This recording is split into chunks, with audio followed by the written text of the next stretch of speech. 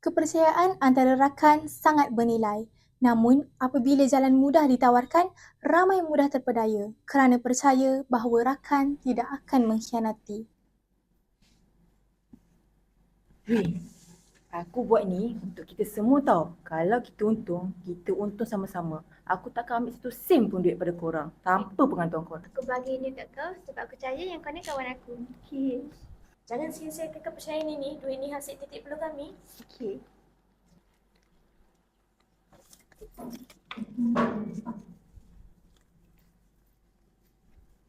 Ini duit kami. Korang jaga amanah ni. Ya, saya jaga amanah awak semua, okey? Terima kasih. Okey.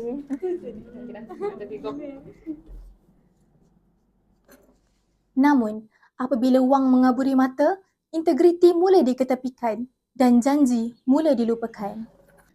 Dah berbulan ni. Kenapa langsung tak ada pulangan Satu sen pun tak ada ni.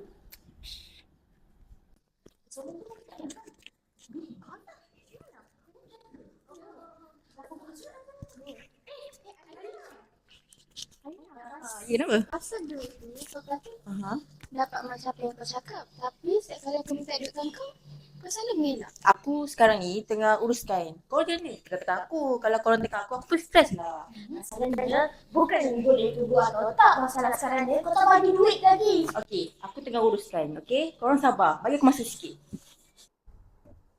Assalamualaikum. Kakak cuba cakap betul-betul. Kakak ada ambil duit orang ke? Apa kau ni? Kakak scam kawan kakak ke? Apa ni? Geram je aku dengan kau ni lah. Uish.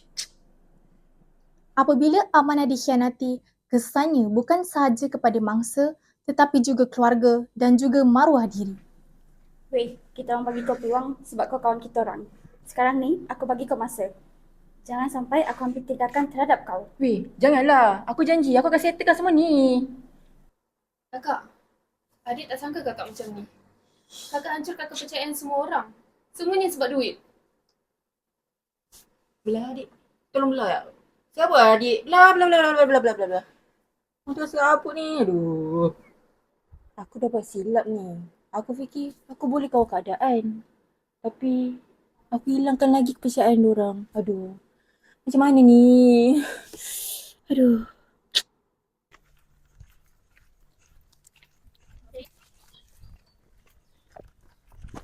Hei, kami percaya kau sebagai kawan. Sepatutnya sekarang kau pulangkan duit kami. Pulangkan duit kami balik. Setiap perbuatan ada akibatnya. Tiada siapa yang terlepas daripada tanggungjawab. Alina, kami daripada SPRM. Anda telah disyaki telah terlibat dengan penyalahgunaan wang. Apa salah saya pun? Saya tak buat salah pun. Tak apa Alina, ni semua untuk kebaikan kau. Ini adalah peringatan bahawa rasuah dan penipuan bermula apabila integriti diabaikan. Alina, mari ikut kami untuk siasat lanjut. Tak apa Alina. Apa salah aku? Aku terima akibatnya. Aku belajar dengan cara yang pahit. Kini, aku di dalam penjara. Atas semua kesalahan aku. Aku hilang keluarga, rakan, kehidupan aku. Aku menyesal. Dan aku janji tidak akan buat lagi. Integriti adalah benteng utama menentang rasuah. Tolak rasuah, pilih integriti. Meanwhile, Apabila wang mengaburi mata, tidak mudah. Tidak mungkin. Tidak buat lagi. Dia apa kau ni? Kakak dah ambil. Rasuah bermula daripada Taki telah terlibat dengan kepetilan. Kau dah bayar duit kami. Pulangkan duit balik. Bodoh lah. Tolak rasuah, pilih